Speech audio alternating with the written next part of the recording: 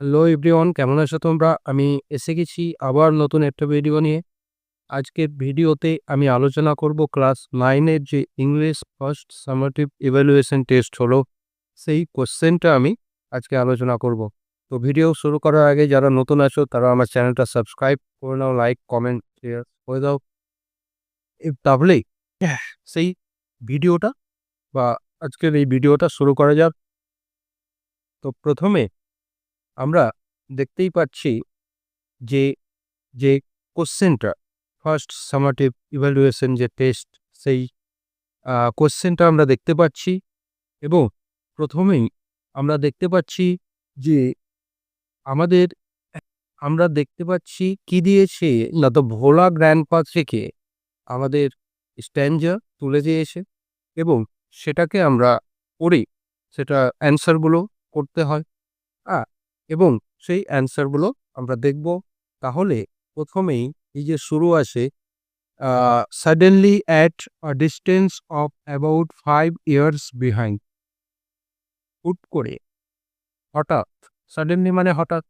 তাহলে আমরা বুঝতেই পারছি যে যখন ভোলা দাদু ঠিক সন্ধ্যার সময় উইকলি মার্কেট থেকে বাড়ি ফিরছিলেন, যেটা আমরা সাপ্তাহিক হাট বলি, সেই সাপ্তাহিক হাট থেকে তিনি বাড়ি ফিরছিলেন, ঠিক সেই সময় হঠাৎ তার পিছন থেকে একটি বাঘ ডাকে। আমরা পড়েছি, তোমরা পড়েছো। তো সেই গল্পের স্ট্যাঞ্জা আছে এখান থেকে। তাহলে আমরা দেখছি যে হঠাৎ ভোলা দাদুর পিছনে ঠিক ৫ গজ পিছনে একটি বাঘ যে শব্দ করে, প্রথম গুড়গুড় যে শব্দ, সেই শব্দটা করে এবং ভোলা দাদু তখন যখন ঘুরে দেখলো, তখন দেখলো কি যে সে উজ্জ্বল চোখ, সেই বাঘের উজ্জ্বল চোখ দেখতে পেল। ভোলা দাদু শীঘ্রই তার আশেপাশে থাকা একটা বটগাছে উঠে পড়েছিল। তারপর তখন সে বাঘটা সেই গাছটার চারিদিকে ঘুরছিল। তার কিন্তু ভোলা দাদুর কাছ থেকে চোখ সরাচ্ছিল না। এই স্ট্যাঞ্জারটা আসে। তারপর শেষমেশ ভোলা দাদু সেই সকালবেলায় গাছ থেকে নেমে একটা উঁচু ঢিবির উপরে যায়, যেখানে অনেকগুলি লোক ছিল, কিন্তু ভোলা দাদু বাঘটার কথা ভুলে গিয়েছিল। যেটা ভোলা দাদুর প্রতিনিয়ত করে আর কি। যে কোনো সমস্যা, যে কোনো জিনিস তিনি ভুলে যান। তো ঠিক আ সেই স্ট্যাঞ্জারটা আসে এখান থেকে। তাহলে সাডেনলি থেকে শুরু করে যে আ ভোলা গ্র্যান্ডপাকে আ জিজ্ঞেস করেছিল প্রথম ব্যক্তিটা, যে ব্যক্তির কাছে ভোলা দাদু জল চেয়েছিল খাবার জন্য, সেই ব্যক্তিটা জিজ্ঞেস করেছিল ভোলা দাদুকে যে, "আপনার কি গোপনীয় জাদু আছে যে আপনি বাঘটার, এত ক্ষুধার্ত জন্তু একটা, এর পাশ দিয়ে হেঁটে চলে এলেন, কিন্তু সেই বাঘটা আপনাকে কিছু বলল না?" তো এই স্ট্যাঞ্জাটা আছে এইখান থেকে এটুকু পর্যন্ত। এবার এর প্রশ্ন উত্তরগুলো কি? এর প্রথম প্রশ্ন এখানে বলছে, অ্যান্সার দ্য ফলোয়িং কোয়েশ্চেনস এর আগে দেখো, A tick the correct answer from the given alternatives, যে ইয়েগুলো দিয়েছে এমসিকিউ টাইপ এগুলো। তাহলে এখানে সঠিক উত্তরটা দান দিতে হবে। প্রথম প্রশ্ন দেখো কি আছে, Bhola grandpa hear the growl of a, এখানে ডগ হবে, ওলফ হবে, রয়্যাল বেঙ্গল টাইগার হবে, অর বেয়ার হবে, কোনটা হবে? এখানে আমরা বুঝতে পারছি তাহলে রয়্যাল বেঙ্গল টাইগার হবে, কারণ সাপ্তাহিক হাট থেকে ফেরার সময় ভোলা দাদু সেই বাঘেরই গ্রোল শুনেছিল। তারপর ২ নম্বর কি বলছে, sing the tiger Bhola grandpa climbed up a near by. তারপর প্রশ্ন বলছে, ভোলা দাদু কি বাঘকে দেখে তার আশেপাশে থাকা কিছু উঠে পড়েছিল এখানে? তাহলে কি হবে? লেমন ট্রি হবে, না পিপল ট্রি হবে, না mango tree or banyan tree? এর উত্তর হবে বানিয়ান ট্রি। কারণ আমরা যখন গল্পটা পড়েছি তখন আমরা পড়েছি যে ভোলা দাদু সেই বাঘটাকে যখন পিছনে ঘুরে দেখলো যে বাঘ, তখন তিনি তার পাশে থাকা একটি বানিয়ান ট্রিতে উঠে পড়েছিল। তাহলে এর উত্তর হচ্ছে বানিয়ান ট্রি। তারপর এর ৩ নম্বর, আ ড্রন, এখানে ড্রন Brock with the cooing of, মানে এই সকালটা যে হয়েছিল যখন ভোলে দাদু গাছে চড়েছিল এবং বাঘটি তার সামনে, গাছের নিচে বসেছিল, ঠিক সারা রাত কেটে গিয়ে যখন ভোর হলো তখন ভোরটা কিসের ডাকে হয়েছিল? না তো সেটা ডাভসের ডাকে, হ্যাঁ, না কুকুজের ডাকে, না ক্রোজের ডাকে, হুম, না পিগন্সের ডাকে। এটা হবে ডাভসের ডাকে, হ্যাঁ, ঘুঘু পাখির ডাকে ভোর হয়েছিল। তাহলে এ 3 নাম্বার অ্যান্সার এ। তারপরে 4 number, the man wanted to know Bhola grand was, এখানে ডট ডট দেওয়া আছে, that had helped him to walk past the hungry beast easily. হ্যাঁ, শূন্যস্থানে আছে। এই যে এখানে কি বসবে? Recipe, secret, strength or weakness. এখানে বসবে সিক্রেট, ঠিক আছে? কারণ ভোলা দাদুর কাছ থেকে সেই ব্যক্তিটা, সেই মানুষটা জানতে চেয়েছিল তার গোপন যে সিক্রেটটা কি, সেটা জানতে চেয়েছিল। তাই এখানে হবে সিক্রেট। তাহলে এর 4 নম্বর উত্তর হচ্ছে বি, সিক্রেট। তারপর অ্যান্সার দ্য ফলোয়িং কোয়েশ্চেন্স, নিচের প্রশ্নগুলোর উত্তর। এখানে বি এর 1 নম্বর কি বলছে? What did the tiger do on Singh Bhola grandpa? বলছে ভোলা দাদুকে বাঘ যখন দেখলো তখন বাঘ কি করলো? তাহলে ভোলা দাদুকে দেখার পর বাঘ কি করেছিল? এর উত্তর হবে upon seeing Bhola grandpa, the tiger roared and circled the tree about 100 times and then settled under a bush without taking its eyes off him. আমরা দেখেছি না, এটা হচ্ছে এর উত্তর। তাহলে এর মানে হচ্ছে বাঘটা যখন ভোলা দাদুকে দেখলো, ভোলা দাদুকে দেখে বাঘ রোয়ার্ড করতে লেগেছিল, গর্জন করতে লেগেছিল এবং গাছটার চারিদিকে প্রায় 100 বার ঘুরেছিল। তারপর শেষমেশ সেই বাঘটি একটি ঝোপের পাশে বসে পড়েছিল, ভোলা দাদুর দিক থেকে চোখ না সরিয়ে। তারপরের প্রশ্ন, what did Bhola grandpa do at dawn? মানে ভোরবেলায় ভোলা দাদু কি করেছিল? যখন ভোর হলো তখন ভোলা দাদু কি করেছিল? এর উত্তর হবে Bhola grandpa climbed down and climbed the mount and he requested the first man for some water to drink. তিনি গাছ থেকে নেমে পড়েছিল এবং সামনে থাকা একটা ঢিবিতে তিনি উঠে পড়েছিলেন এবং প্রথম যে ব্যক্তিকে তিনি দেখেছিলেন তার কাছে খাবারের জন্য, পান করার জন্য জল চেয়েছিলেন।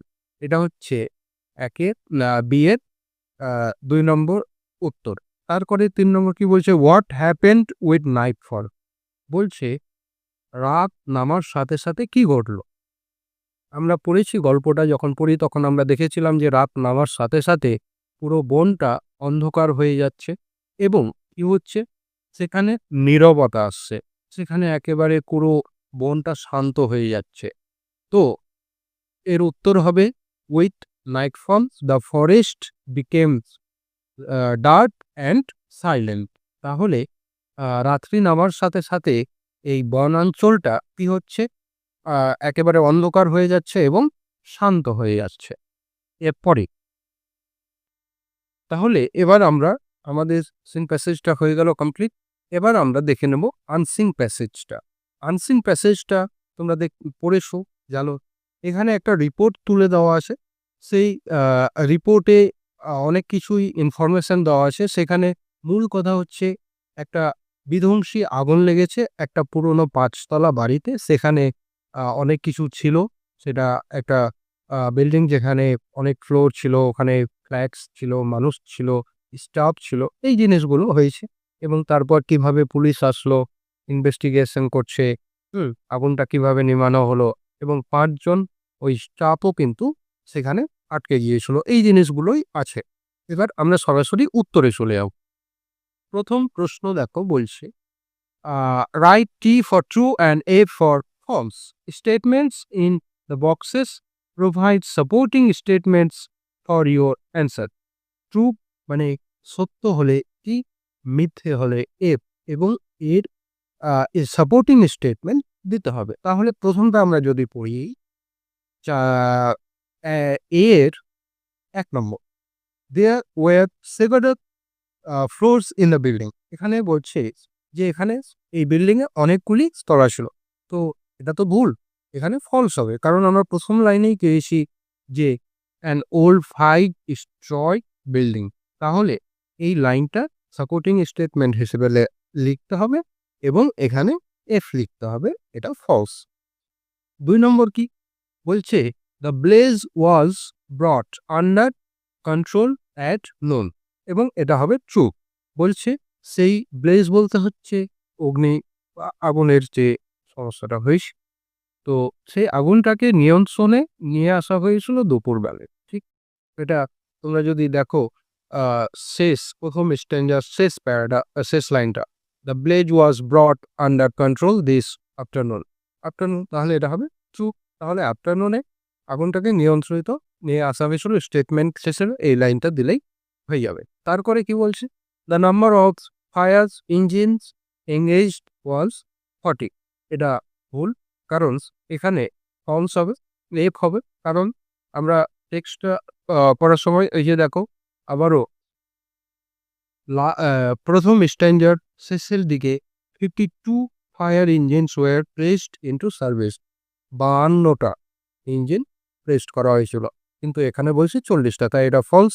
আর এই লাইনটা তুলে দিলে হয়ে যাবে সাপোর্টিং স্টেটমেন্ট। তারপর অ্যান্সার দ্য ফলোয়িং কোয়েশ্চেন্স, উত্তর, এবার প্রশ্ন উত্তর 2 মার্ক করে এটা একটা বলছে, what was the view of the witnesses on the cause of fire, মানে এই যে আগুন লেগেছে এটা সেখানকার উইটনেসদের কাছে বা উইটনেসদের মতে এটা কি কারণ হতে পারে বা কি কারণ। তো আমরা গল্পটা ওখানে পাওয়া যাবে, দেখো প্রথমেই, তাহলে এর উত্তরটা হবে কি, the witness said the first burst of flame was followed by an explosion and the and this was the cause of fire, মানে এটা উইটনেসদের মতে যে প্রথমটা একটা এক্সপ্লোশন এর জন্য প্রথম আগুনটা লেগেছিল এবং এটাই ছিল উইটনেসদের মতে আর কি, আগুন যে লেগেছে তার কারণ। দ্বিতীয়, এবার what were the possible causes of the explosion in all, বলছে সম্ভবত কোন কোন কারণগুলো হতে পারতো। আমরা রিপোর্টটা তোমরা করেছো, তোমরা জানো, এখানে হবে যে the possible causes of the explosions were short circuit or burst of a gas cylinder or any bomb stored in on rolls, মানে কোনো হয়তো শর্ট সার্কিট হয়েছিল বা কোনো গ্যাস সিলিন্ডার ফেটে গিয়েছিল অথবা কোনো একটা স্টোর ছিল যেখানে বম ছিল আর কি, এই কারণগুলো সম্ভবত হতে পারে। তারপরে কি বলছে, তারপরে বলছে হোয়াট ওয়ার দ্য পসিবল, এটা হয়ে গেল। এবার আমরা যাব গ্রামারে, এটা কমপ্লিট। তাহলে এখান থেকে আমরা ইয়েটি করলাম, ট্রু ফলসটি করলাম এবং এই যে প্রশ্ন উত্তর। এবার হচ্ছে আমরা যাব এবার কিসে না, তো এখানে এবার আমাদেরকে কিছু গ্রামার করতে হবে, গ্রামার অ্যান্ড ভোকাবুলারি। প্রথমে দেখো, change the mode of the narration of the following sentence, এখানে এই সেন্টেন্সটার যে মোড সেটা চেঞ্জ করতে হবে। বলছে the student said please allow us to play in the field, এখানে দেখো রিকোয়েস্ট, প্লিজ মানে কি অনুরোধ করা, তাহলে অনুরোধ করা থাকলেই রিপোর্টিং যে ভার্ব সেটাকে পরিবর্তন করে রিকোয়েস্টেড করতে হয়, তাহলে দ্য স্টুডেন্টস রিকোয়েস্টেড, এবার রিপোর্টেড স্পিচের মধ্যে স্যার সমা দিয়ে আছে, তার মানে রিপোর্টিং ভার্বের পরে সেই স্যারটা চলে যাবে, তাহলে the students requested sir to allow they, এখানে দেম হবে, ঠিক আছে, যেহেতু আস ফার্স্ট পারসন তাই স্পিকার দেখতে হবে, speaker the students third person, তাই এটা দেম হবে। তাহলে the students requested sir to allow them to play in the field. তারপর আমরা এবার নেক্সট পেজে চলে যাব।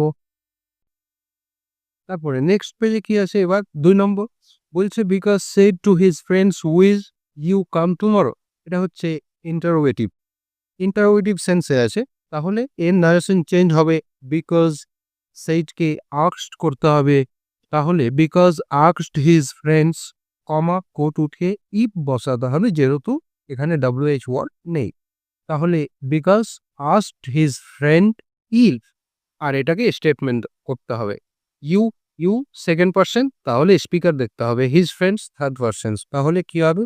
এখানে হবে দে, কারণ হিজ ফ্রেন্ডস আছে, বহু বচন আছে, তাহলে এখানে হবে দে। তাহলে Bikash asked his friends if they would come tomorrow থাকলে দ্য নেক্সট ডে। তারপরে হচ্ছে the boys triumphantly said we won the match. Triumphantly মানে হচ্ছে উৎসাহের সাথে, তাহলে এর ন্যারেশন চেঞ্জ হবে the boys exclaimed in joy. The boys exclaimed in joy that they had won the match. এবং এরপরে আসে, তারপরে 4 নম্বরে কি বলছে? Change the voice of the following sentence. এগুলোর ভয়েস চেঞ্জ করতে হবে। প্রথমটা হচ্ছে খুব সোজা, the man is writing a letter, এটা হচ্ছে প্রেজেন্ট কন্টিনিউয়াসের ভাগ, তাহলে a letter is being written by the man. তারপরে কি? তারপরে বলছে I shall have bought a cricket bat by tomorrow. I shall have bought a cricket bat by tomorrow, এটাও ভয়েস চেঞ্জ। তাহলে এটা হচ্ছে ফিউচার পারফেক্টে আসে। এর উত্তর হবে a cricket bat will have been bought by me by tomorrow. Next হচ্ছে the project will have been finished by the students, তাহলে এটা হচ্ছে ফিউচার পারফেক্টের প্যাসিভ ভয়েসে আছে, তাহলে the students we have finished the project. সোজা। এবার বলছে identify the following sentences as simple, complex or compound sentence. এটা কোন সেন্টেন্স? নিচে দুটো দেওয়া আছে, এগুলো কিসে আছে, মানে সিম্পলে আছে, কমপ্লেক্সে আছে না কম্পাউন্ডে আছে। প্রথমটা আমরা করব, being ill I could not attend school. বলছে অসুস্থ থাকার কারণে আমি স্কুল এ উপস্থিত হতে পারবো না, তাহলে এটা হচ্ছে সিম্পল সেন্টেন্স। নেক্সট হচ্ছে I have a friend who lives in Delhi. বলছে আমার একটা বন্ধু আছে যে কিনা দিল্লিতে থাকে, তাহলে এটা হবে কমপ্লেক্স সেন্টেন্স। তারপরে in each of the sentence of the following passage some articles and prepositions are used in an incorrect manner. মানে নিচের যে প্যাসেজটা আছে সেখানে ভুল কিছু আছে, সেটাকে ঠিক করতে হবে। প্রথমেই দেওয়া আছে এবং underline the and replace them with the appropriate ones, এগুলোকে লিখে সেটাকে ঠিক করতে হবে। তাহলে এখানে হবে অন, অনের পর এখানে হবে a, on a winter night I was abroad, এখানে হবে by, by boat. It was a moonlight night full of stars, the boat was anchored up a great river. I was thrilled to see the beauty of nature. এটা হবে সঠিক answer. এবার আনসিনের যে শেষ, এটা হচ্ছে রাইটিং 7-এর। বলছে use the following flow chart to write paragraph within 100 words on how to prepare orange juice. এখানে কিভাবে একটা অরেঞ্জ জুস কীভাবে তৈরি করবে সেই ব্যাপারে একটা প্যারাগ্রাফ লিখতে হবে, এটাকে প্রসেসিং রাইটিং প্রসেস বলা হয়। তো প্রথমেই রাইটিং প্রসেস লেখার জন্য আমাদেরকে কি করতে হবে? আমাদেরকে সর্বপ্রথম একটা হেডলাইনটা একটু ভালো লিখতে হবে। হেডলাইনটা কি লিখতে হবে? যে প্রিপারেশন অফ অরেঞ্জ জুস। তারপর শুরু করতে হবে, অনেক লিঙ্কার লাগাতে হয়, ফার্স্ট, অ্যাট ফার্স্ট, নাও, দেন, এই জিনিসগুলো লাগিয়ে শুরু করতে হয়। তাহলে আমি দেখতেই পাচ্ছ তোমরা এখানে লেখা আছে at first orange are brought from the market. সর্বপ্রথম অরেঞ্জগুলোকে বাজার থেকে নিয়ে আসা হয়। দেন দিস আর শর্টেজ, তারপর এগুলোকে বাছা হয়। Next rotten ones are removed, তারপর যেগুলো খারাপ, যেগুলো পচে গেছে মানে ভালো না, সেগুলোকে বেশি ফেলে দেওয়া হয়। Then good ones are cleaned with water, তারপরে যেগুলো ভালো সেগুলোকে পরিষ্কার জল দিয়ে পরিষ্কার করা হয়। নেক্সট দিস আর পিল্ড, এগুলোকে তারপর কাটা হয়, পিল্ড করা হয়। After then this are put in juicer, তারপরে সেইগুলোকে কি করা হয়, ওই জুইসারে ঢেলে দেওয়া হয়। তারপর দেন জুইস ইজ এক্সট্রাক্টেড, মানে এটাকে মেশিনটাকে আর কি চালানো হয়, এক্সট্রাক্টেড করা হয়। Next sugar and preservatives are added to the juice, তারপর সেই জুইসে সুগার এবং বাকি প্রয়োজনীয় জিনিসগুলো অ্যাড করা হয়। দেন জুইস ইজ পিওরড ইন বটলস, তারপরে সেই বটলে সেই জুসগুলোকে ভরা হয়, ঢালা হয়। নেক্সট এখানে আফটার দেন আসে, আফটার দেন বটলস আর সিল্ড, তারপরে সেই বটলগুলো সিল্ড করা হয়। সেগুলোকে সিল করে দেওয়ার পর finally it is ready to B sold, এবং শেষমেশ এটা তৈরির জন্য, মানে বিক্রির জন্য আর কি তৈরি, একদম প্রস্তুত। তো এই হলো আমাদের ক্লাস 9-এর যে ফার্স্ট সামেটিভ ইভ্যালুয়েশন টেস্ট, সেটার কোয়েশ্চেনের, ইংলিশ কোয়েশ্চেনের পুরো আলোচনা আর কি। ভালো লেগে থাকলে লাইক, কমেন্ট, শেয়ার, মানে জানিয়ে দিও আর কি। তো ঠিক আছে, আসছি আবার নতুন ভিডিও, দেখা হচ্ছে।